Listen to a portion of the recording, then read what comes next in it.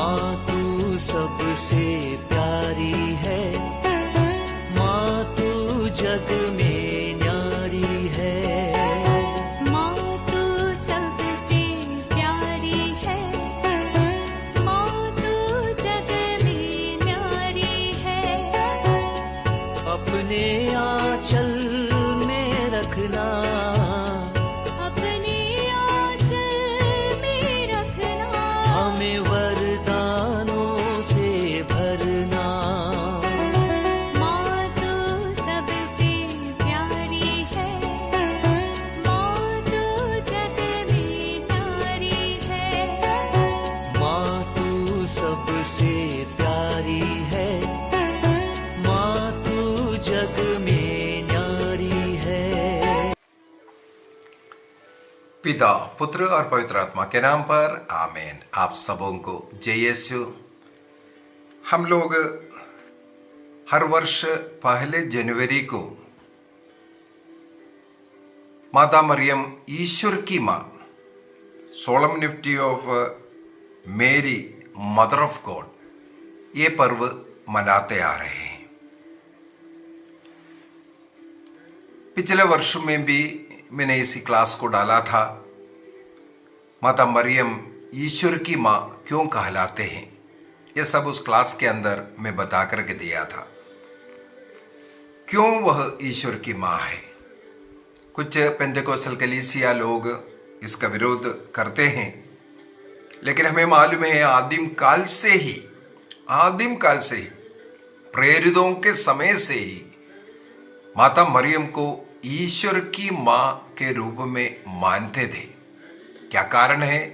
क्योंकि ईसा मसीह ईश्वर है, वो ही सृष्टिकर्ता, सारे संसार की सृष्टि करने वाला ईश्वर, उनकी माँ होने के कारण आदिम काल से माता मरियम को ईश्वर की माँ कहलाते थे।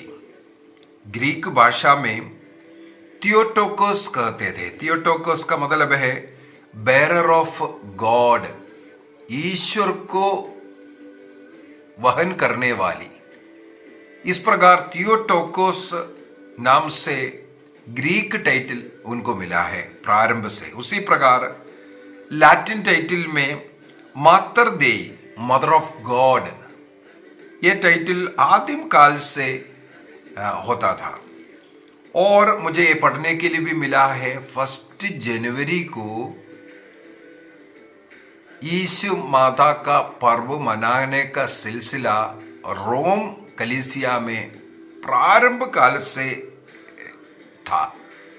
लेकिन धीरे धीरे जो पूर्वी कलीसिया में अन्य कई त्योहार माता मरियम के नाम से मनाते हैं, जैसे कि अनंसिएशन है, माता मरियम का स्वर्गारोपण का, स्वर्ग की रानी का, इस प्रकार का जो पर्व मनाने के कारण वे लोग क्रिसमस के उस ऑक्टेव समय पर ये पर्व नहीं मनाते थे।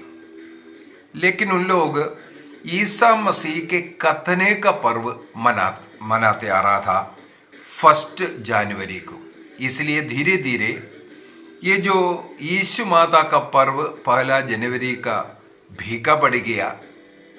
लेकिन ये ईसा मसीह का जो कथने का पर्व और साथ ही साथ क्रिसमस का जो ऑक्टेव, उनमें जो प्रार्थनाएं हैं उसके अनुसार चल रहा था। करीब 13वीं या 14वीं सेंचुरी में, शताब्दी में, जो रोमन कलीसिया में इस प्रकार माता मरियम का जो 1 जनवरी को यीशु माता का जो पर्व मनाता था, वो धीरे धीरे बंद हो करके 13वीं 14वीं सदी में जो केवल ईसा मसीह का सरकमसिजन का, खतने का और क्रिसमस ऑक्टेव मनाने का एक सिलसिला शुरू हुआ। लेकिन आगे चल करके उसको फिर धीरे से बंद करवाया। विशेष रूप से पोप जॉन 23 ने 1960 में ये जो सर्कमसिशन का पर्व मनाने का जरूरत नहीं है, केवल क्रिसमस ऑक्टेव मनाने का निर्णय किया। और 1969 में जो कैथोलिक कलीसिया का जो लैटिन जो कैलेंडर बनाया, लिटर्जिकल कैलेंडर बनाया गया संत पापा पॉल सिक्स्थ के द्वारा, पॉल छठवें के द्वारा, उस समय पर यह निर्णय किया, ये जो ईसा मसीह का खतने का पर्व हो या ऑक्टेव का पर्व हो, यह सब बंद कर करके, जैसे आदिम कलीसिया में 1 जनवरी को माता मरियम का पर्व जो मनाते थे यीशु माता के रूप में, वो मनाने का निर्णय किया और रोमन कैलेंडर में इस प्रकार उसी को ही ऐड किया गया। साथ ही साथ अन्य कुछ भी पर्व जो मना के आ रहा था इस संबंधित में, विशेष रूप से मुझे पढ़ने के लिए मिला कई देशों में माता मरियम का जो मैटरनिटी ऑफ ब्लेसेड वर्जिन मेरी बोल करके एक त्योहार मनाना शुरू किया था। मैटरनिटी ऑफ ब्लेसेड वर्जिन मेरी, माता मरियम का जो मातृत्व का पर्व, वो शुरू में 11 अक्टूबर को मनाना शुरू किया था कई देश में, लेकिन इसके बाद 1751 से ये फीस्ट जो है 22 जनवरी को मनाते थे, और बाद में चल करके 1743 में मुझे देखने के लिए मिला वो 20 फरवरी को होता था, और उस पर्व को 1914 में 11 अक्टूबर को कर दिया था। इसका मतलब मैटरनिटी ऑफ ब्लेसेड वर्जिन मेरी, माता मरियम का मातृत्व का जो पर्व है कलीसिया में मनाते आ रहे थे। ये सब पर्व को जो 1969 का 1969 का जो रोमन लिटर्जी कैलेंडर जो बनाया, उसमें वो सब बंद कर करके केवल जनवरी 1 को माता मरियम यीशु माता का पर्व मनाने का निर्णय संत पापा पॉल सिक्स्थ ने किया, उसी को ऐड किया। अभी मैंने बोला प्रेरितों के काल से ही माता मरियम को ईश्वर की माता मानते थे। हमें मालूम है लूकस के सुसमाचार अध्याय 1 के अंदर माता मरियम जब एलिजाबेथ अपनी कुटुंबिनी एलिजाबेथ से मिलने के लिए गई, वो पवित्र आत्मा से भर गया, और पवित्र आत्मा ने माता मरियम गर्भवती है करके उनको प्रकट किया, और वो ईश्वर का मां बन रहा है प्रकट किया। तब वो उनकी महिमा गाते हुए ये सवाल उठाते हैं, मेरे प्रभु की मां, मेरे ईश्वर की मां, मेरे पास आने का सौभाग्य मुझे कैसे मिले। ये जो एक प्रकार का हम बोल सकते हैं वो ईश्वर की मां है करके घोषणा करना, वो पवित्र आत्मा के सहायता से, इसलिए आदिम कलीसिया से इसको मनाते और विश्वास करते हुए आए। लूकस का सुसमाचार उसके अध्याय 1:35 में स्वर्गदूत गब्रियल स्वयं बोल रहा है, पवित्र आत्मा के द्वारा तुम गर्भवती होगी, इसलिए ईश्वर का पुत्र कहलाएंगे। इसका मतलब वो ईश्वर की मां बन गया करके। उसी प्रकार योहन का सुसमाचार अध्याय 1:14 हो या गलातियों का पत्र अध्याय 4:4 हो, ये सब ये प्रमाणित करता है ईसा मसीह ईश्वर है और ईश्वर के मां मरियम बन गया है कर करके।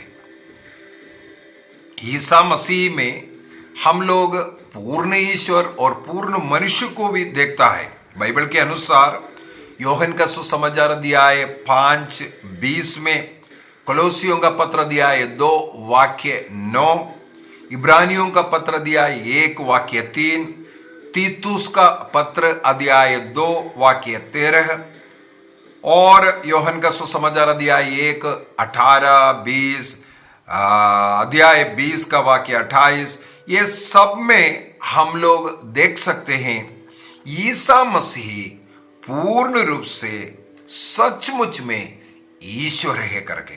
यदि ईसा मसीह ईश्वर है, ईसा मसीह के मां को हम यीशु माता, ईश्वर की माता पुकारते थे। इसलिए हाँ, जो लूकस का सुसमाचार अध्याय 1, 43 के अंदर जैसे जो एलिजाबेथ ने कहा, मुझे ये सौभाग्य कैसे प्राप्त हुआ, मेरी प्रभु की मां, ईश्वर की मां कर करके पवित्र आत्मा एलिजाबेथ को प्रकट कर करके एलिजाबेथ के मुख से सबसे पहले हम ये शब्द सुनते हैं, मरियम ईश्वर की मां है। इसके बाद आदिम कलीसिया उसी प्रकार उन्हें बुलाते आए और विश्वास भी करते आए।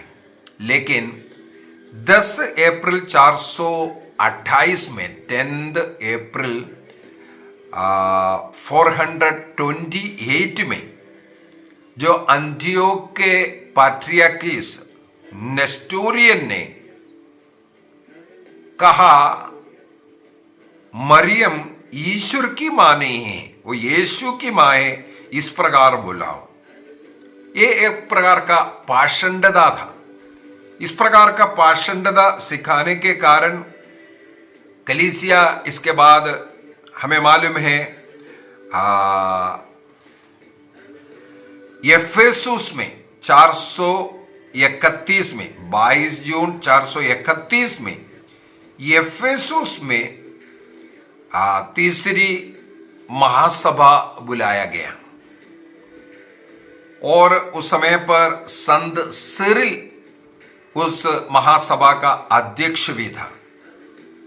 उस समय पर वहां पर जितने भी बिशप और बाइबल पंडित लोग इसके ऊपर चर्चा किया और उन्होंने ये घोषणा किया ईसा मसीह ईश्वर है, पूर्ण रूप से वो ईश्वर है।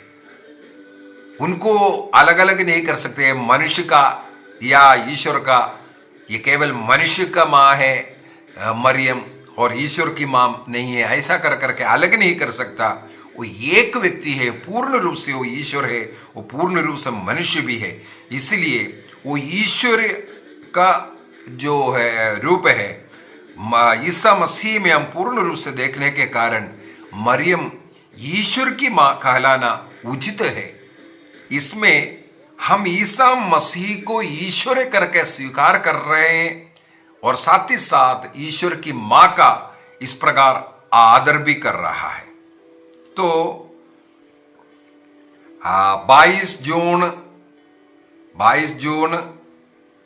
431 में एफेसुस में हुआ इस महासभा में यह निर्णय किया कि मरियम ईश्वर की मां है, जैसे बुलाते आ रहे वही बुलाएंगे करके। इसके बाद सन 451 में 451 में कैल्सीडियन महासभा में भी इसका घोषणा करवाया। ईश्वर की मां के रूप में माता मरियम को स्वीकार करते हैं, घोषणा करते हैं। और कैथोलिक कलीसिया का धर्म शिक्षा ग्रंथ 967 के अंदर 967 के अंदर ये लिखा हुआ है। हमें मालूम है माता मरियम के विषय में अब तक 4 विश्वास सत्य की घोषणा किया है, डोगमास।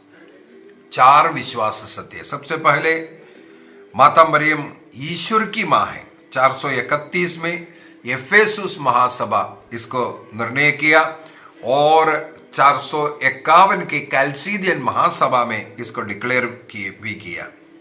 इसके बाद 1950 में संत पापा पियूस 12वें के द्वारा माता मरियम के स्वर्गारोपण के विषय में, स्वर्ग में उत्ग्रहण का जो है उसको विश्वास सत्य के रूप में घोषणा किया। इसका ये मतलब नहीं उससे पहले नहीं होता था, जो पहले चल करके आ रहा था, विश्वास करते हुए आ रहा था, लेकिन उसके ऊपर किसी व्यक्ति के द्वारा या कुछ लोग गलत सिखा रहे हैं, तब उसके ऊपर स्टडी कर करके उसको पुनः घोषणा करना, उसको डोगमा कहते हैं, विश्वास। तो कोई एक नया बात नहीं बुला रहा है। जो पहले विश्वास करके आ रहा था उसके ऊपर कोई क्वेश्चन मार्क करते हैं, तब कलीसिया आधिकारिक रूप से जो डिक्लेयर कर रहा है उसको ही डोगमा कहते हैं। और तीसरा, माता मरियम का निष्कलंक गर्भागमन के विषय में 1854 में 1854 में संत पियूस 9 ने यह डोगमा प्रकाशित किया। और माता मरियम का कन्यत्व, मृत्यु तक वो कन्या रही, ये मिलन सिनड के अंदर 389 में 89 में इसका घोषणा किया। इस प्रकार 4 मरियन डोगमास है, विश्वास सत्य घोषित किया। इसके अलावा कई डॉक्ट्रिन्स भी है, मरियन डॉक्ट्रिन्स कहते हैं, जैसे कि माता मरियम को स्वर्ग की रानी पुकारते हैं, या माता मरियम को कलीसिया की माता बोलते हैं, या माता मरियम को मध्यस्थ मीडियाट्रिक्स जो बोल रहा है। इस प्रकार का कई मरियन डॉक्ट्रिन्स भी हमारे चर्च में मिलेगा। जो विश्वास कलीसिया आदिम काल से विश्वास करते आ रहा था उसको आगे विश्वास करना। और सेकंड वेटिकन काउंसिल उसके अंदर लूमेन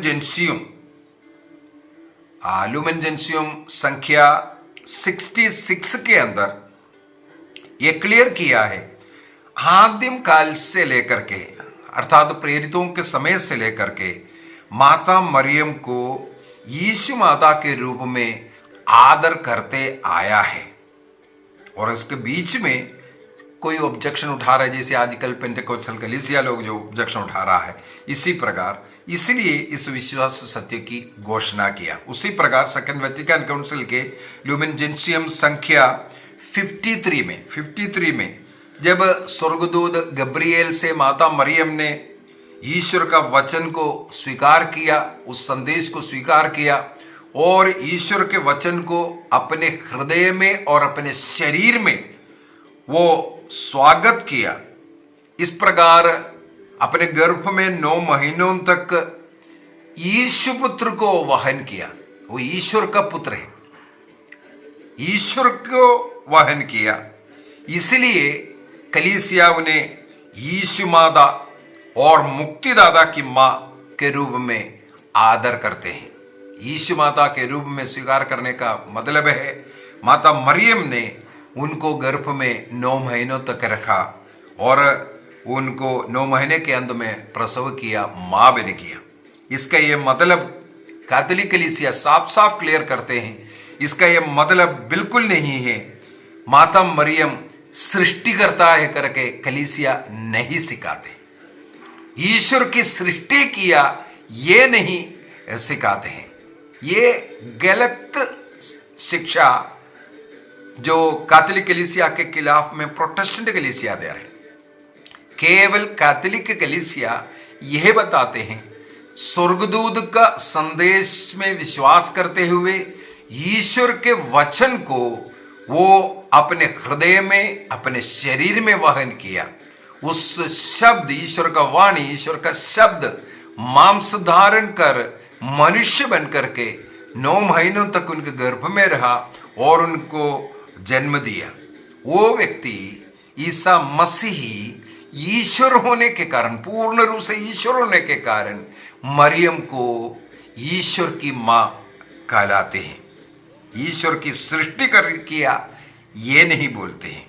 इसलिए ये फीस्ट 1 जनवरी को मनाते हैं। अभी क्यों 1 जनवरी को मनाता है?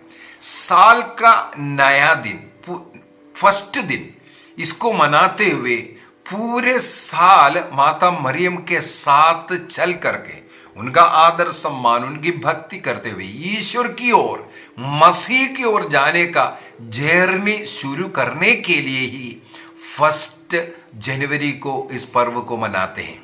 फिर से एक बार बोलता हूं, माता मरियम को ईश माता के रूप में इसलिए स्वीकार कर रहे हैं, ईश्वर की ओर हमारी सफर में पहले दिन से माता मरियम का हाथ पकड़ करके, उनके साथ चल करके, उनके समान पवित्र जीवन, विश्वास की जीवन जीते हुए, ईश्वर के लिए पूर्ण रूप से समर्पित करते हुए जीवन जीने के लिए हमें उनकी ओर से सहायता मिले, इसके लिए 1 जनवरी को हम लोग ईश माता का पर्व मनाते हैं। इसके द्वारा सबसे पहले हम ईसा मसीह को ईश्वर कर करके घोषणा करते हैं। ईसा मसीह में हम ईश्वर को पाते हैं और उस ईश्वर तक जाने के लिए माता मरियम का आदर सम्मान करते हुए, उनकी भक्ति करते हुए, उनका आदर ईश्वर की आदर है, उनका आदर ईश्वर की आदर है, ईश्वर उनका आदर करते हैं। इसलिए स्वर्गदूत गब्रिएल आकर के उन्हें प्रणाम करते हैं। उस माँ को हम भी प्रणाम कह करके उनका आदर सम्मान करते हुए उनके साथ चलकर ईसा मसीह तक, ईश्वर तक पहुंचने का प्रयत्न है। इसलिए आइए हम अपनी आंखें बंद करें और माँ मरियम के हाथ पकड़ करके हमारे ज़रूरतों में हमें मदद करने के लिए प्रार्थना करें। प्रणाम मरिया, कृपापूर्ण, प्रभु तेरे साथ है, धन्य तू स्त्रियों में और धन्य तेरे गर्भ का फल यीशु। ये संत मरिया, परमेश्वर की माँ, प्रार्थना कर हम पापियों के लिए अब और हमारे मरने के समय। आमीन। पिता, पुत्र और पवित्र आत्मा के नाम पर आमीन। आप सबों को जय यीशु।